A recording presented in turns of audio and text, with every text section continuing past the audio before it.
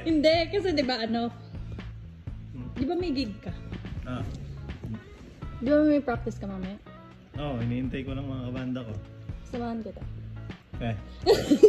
Oo nga! Ngayon? Hindi, babawi lang ako sa'yo. Oo, Okay. mamaya. Pagdating ng kakabanda mo. Sama ka talaga? Paalam na ako kay kuya. We. Totoo ka?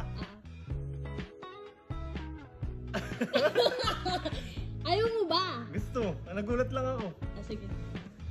Gagayak lang ako. Ako din, gagayak na ako. Hinihintay ko nga lang sila eh. Okay. Sige. Bye. Bye.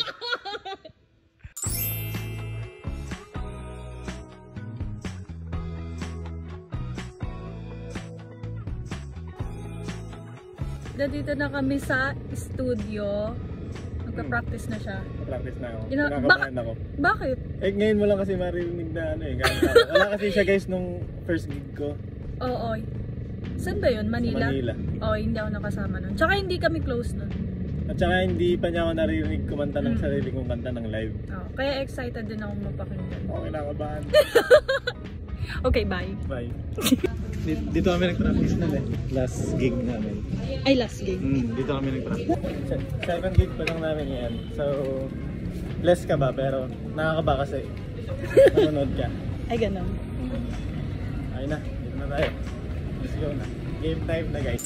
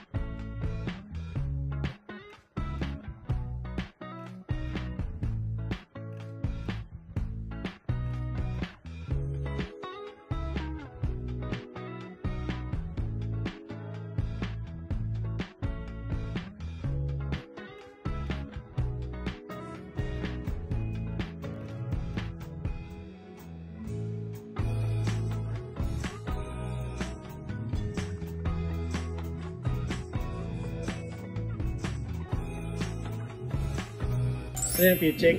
Pitch check! Check. Pag-swimming yung shorts ko. De, kamusta yung mo? Yung practice mo? Break namin ngayon eh. Break nila ngayon. Kasi masakit nila lamunan ko. Lumabas kami kasi walang signal sa loob. Interviewing lang kita. Sige. Malapit tayo. Kamusta yung practice? Nung una nakakahiya, nahiya ako sa'yo. Kaya, kasi guys, first time ko siyang panoorin. Tapos, nung pagtagal, okay naman. Kasi pumipikit na ako eh. Tapos di kita tinitignan. Di ba kunyari, dadaan sa'yo, tinataas kong ganun sa ulo mo. Kunyari wala ako doon. Kasi pag nagtitingin tayo, kinakabahan ako. Galing. Pero okay lang, okay naman. So far, so good naman yung practice namin. At sana maganda kalabasan bukas. Maganda yan, syempre. Tsaka dapat ready ka kasi maraming manonood sa gig. Oo, nga. Nahiya pa naman ako may pag-usap sa audience. Ay, gano'n? Ikaw, magbigay kang tips? Para hindi mahiya. Nahiya din ako mas nahiya ako kapag ganun eh. Pero tips ko siguro, huwag ka mahiya para mas mapasaya mo sila. Tsaka ma-perform mo ng mas maayos. Magmamagaling lang ako. Tsaka para mas ma-perform mo ng maayos yung Nagpasundo kami kay Justin, third roll silent. Asan siya? Dito lang siya. Tapos na kasi yung gig niya, yung practice niya. Tapos yung practice ko guys. Ngayon, nasa si Justin. Waiting kay Justin. Waiting room. Hello, Hi, Justin. Kami ulit. Parang ayaw mo yan. Hindi ah. Basta kayo mag-drive. Yes. Anytime, anywhere. Tara sa Baguio kayo. Chat ko na si Kuya. Diretso mo na Baguio. Kuya, dito na kami. Sa daan. Papalam na kami. Hello. Yes, nandito kami ngayon sa McDonald's sa comfort food ni Punji ko. Siyempre, alam ko yun kaya dito kami kakain. Kasi guys, wala silang maisip na kakainan kanina. So sabi niya, sa McDonald's. Sige. Sige. Ang bilis niya. So guys, nakauwi na kami. Okay namin guys. Busog.